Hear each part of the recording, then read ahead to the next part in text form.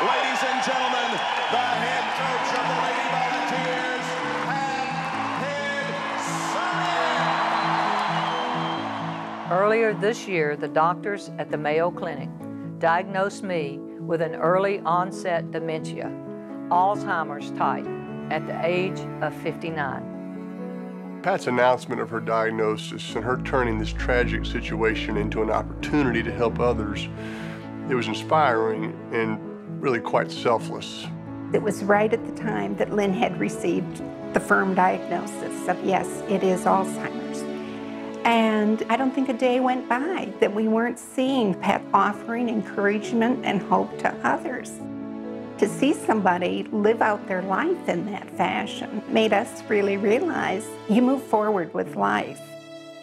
Her story is very compelling because she was such a successful and brilliant person, and it really shows how this disease can affect anybody. Pat Summitt is the winningest coach in college basketball history.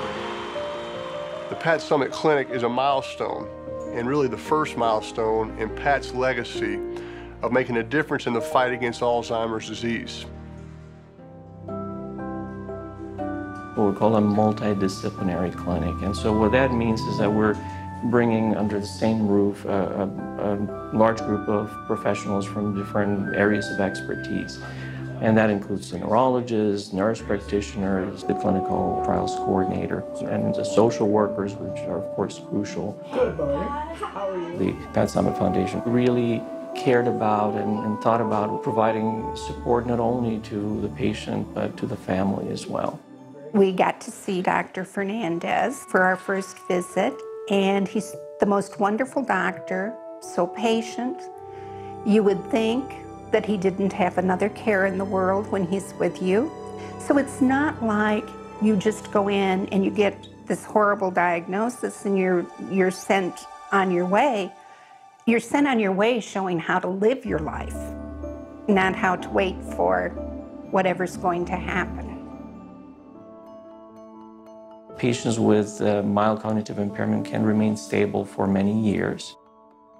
There are different things that we now know can potentially slow down the progression, and I think Mr. Pinkerman is a great example of instituting some of those lifestyle changes in terms of remaining physically active and interacting socially and continuing to work. Also instituting changes in diet and other things that really can make a difference. We like to play this silly game called Quirkle, made with little tiles. And then I get frustrated when I lose, which actually doesn't happen too often. 4. I've got sheets right now sitting in my kitchen that has the Mind Diet. It has games you can be playing and doing. And while it may not cure the disease, it may not stop it in its tracks. It may delay the disease. And when you're talking, you're 70, 80 years old, delay is huge.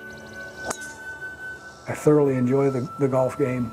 It does let me pound that little white golf ball around and say, frustration gone.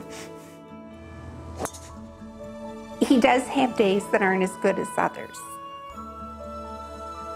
But I think our greatest gift with both of us is we've always laughed at life. You just have to laugh sometimes.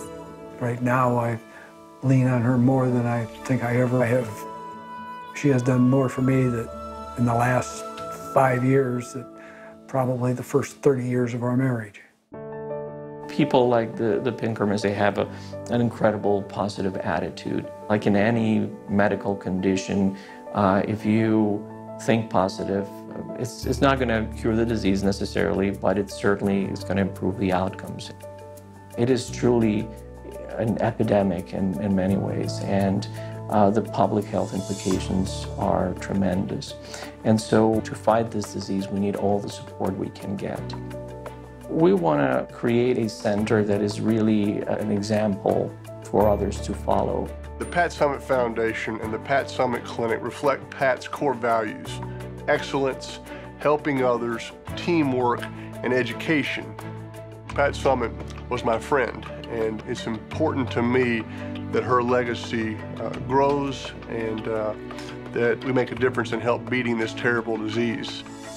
Places like the Pat Summitt Clinic, it's just a real beacon of hope to all of us. She truly believed that this disease could be turned around. And wouldn't it be wonderful if the cure for Alzheimer's came through what she so deeply believed in?